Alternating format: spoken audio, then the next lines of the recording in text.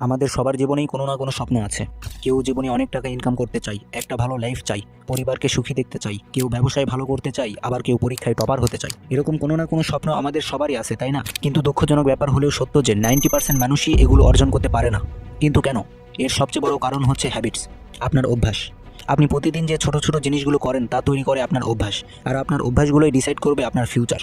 দুর্ভাগ্যবশত আমাদের মধ্যে বেশিরভাগ মানুষই অভ্যাস নিয়ে তেমন ভাবে না। তারা মনে করে এটা আবার এমন কি, যেভাবে দিন যাচ্ছে সেভাবেই চলুক। তার মানে আপনি আপনার ব্রেনের ট্র্যাপে পড়ে গেছেন। আপনার ব্রেন আপনার স্বপ্ন পূরণের জন্য ততক্ষণ পর্যন্ত কাজ করবে না যতক্ষণ পর্যন্ত না আপনি তাকে সেইভাবে ট্রেন করবেন।